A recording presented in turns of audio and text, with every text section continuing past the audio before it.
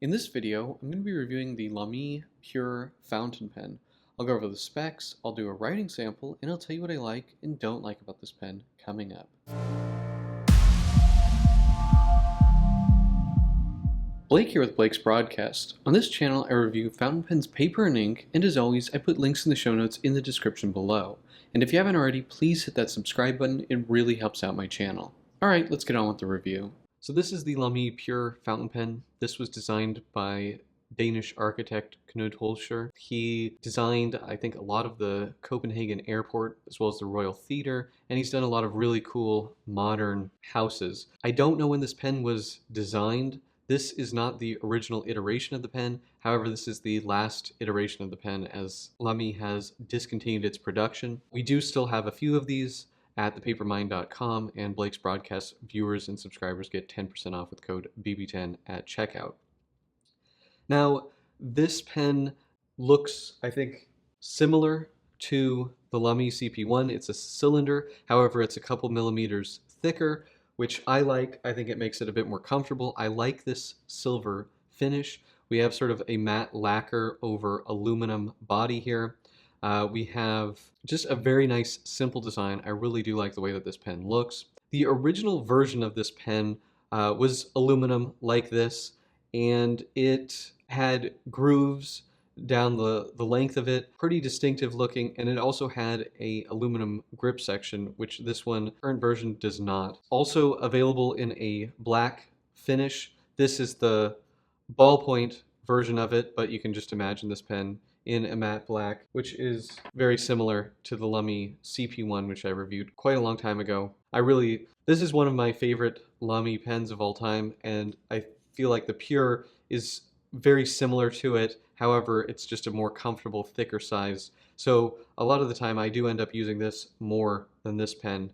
Now, let's walk through it. So we have a flat top here, which is kind of concave. It goes in a little bit, and there's sort of a black plastic finial there. It's completely straight all the way to the end here. There's no taper, no nothing. It really is a cylinder, just like the CP1. We do have the Lamy logo here printed in black. It looks very nice. We have a solid stainless steel clip.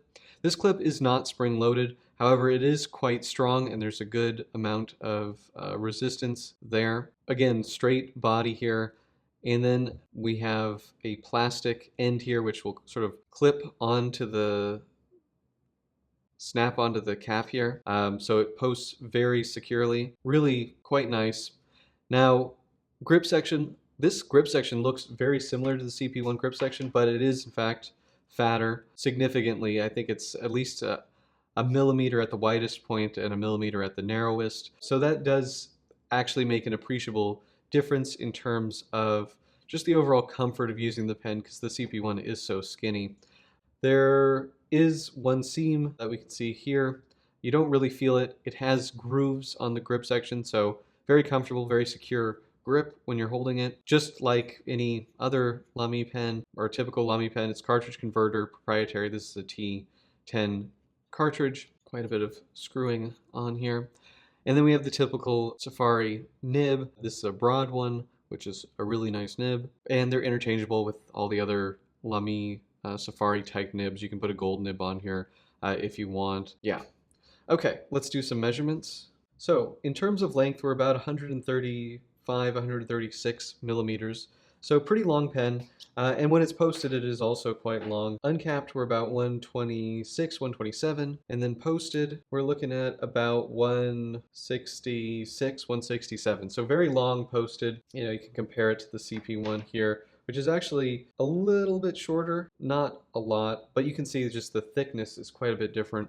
Now, in terms of the grip section, if we go to like the widest part, we're at about 9.5, and then at the narrowest, we're at about 8.2. So still not a super wide grip section, but appreciably wider than the Lamy CP1, which really goes down to 7.4. This pen is, I think, a little bit cheaper than a CP1. Retail, I think, is $68. But for Blake's Broadcast viewers and subscribers, again, you get 10% off code BB10 at checkout. Now this has a relatively full cartridge in it, and it's about 29.35 grams capped. And without the cap, 19.13. So it has a nice weight to it. The metal body definitely helps. It's a touch top heavy when it's posted just because it is so long. However, it's not so heavy. I'm able to write with this for a really long time posted, but it's plenty long enough that you can also write with it unposted very comfortably. We're going to be doing the paper test on a Papermind Mitsubishi bank paper notebook. These are really excellent with fountain pens, and for Blake's Broadcast viewers and subscribers, you can get 10% off with code BB10 at checkout. Okay, so this is the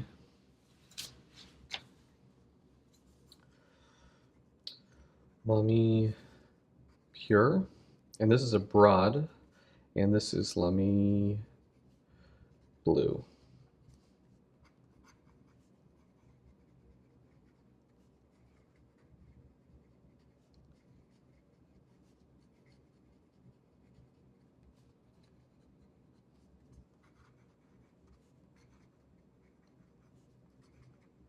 We'll do fast writing.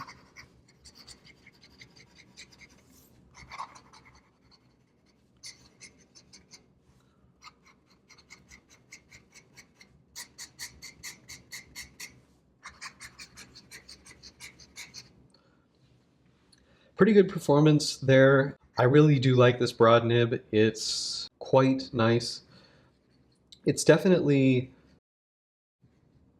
it's smooth. There's just, you can hear, there's probably, there's a touch of feedback. I really like the way that this nib writes. It's really excellent. Yeah, definitely like the broad nib. There's not, like most of these Lamy Safari type nibs, there's not a lot of flexibility. You can see a little bit, but I wouldn't push it too hard. In terms of reverse writing, this nib can do it pretty well. It's actually, this example is quite smooth, and you definitely do get a pretty big difference in terms of line width. So I would say that this is a yes for reverse writing. Works pretty well. So what are my pros and cons for the Lamy Pur fountain pen? The biggest pro is definitely the looks. I love the clean, minimalistic, modern looks of this pen. It just has a really cool look to it.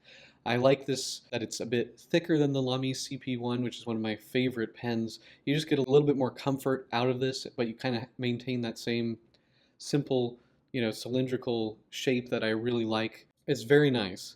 And yeah, just having that thicker grip section, you just get more comfort out of the pen.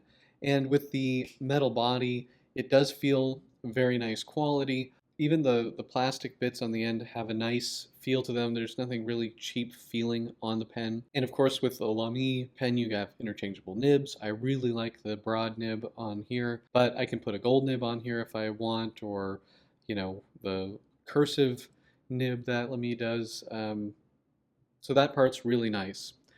Now, in terms of cons, they stopped making this pen. We do still have a few left at thepapermind.com, but they have discontinued this. I would also say that the original version of this pen was just a hair nicer. You had an aluminum grip section. You had these grooves in the body of the pen, made it a little bit more distinctive. However, I do think that this looks super good. I really do like it. But that's pretty much it. Do you guys have this pen? Do you like this pen? Let me know in the comment section below. And if you like this video, please hit that like button. And if you want to see more fountain pen paper ink videos, please hit that subscribe button. Thank you guys so much, and until next time.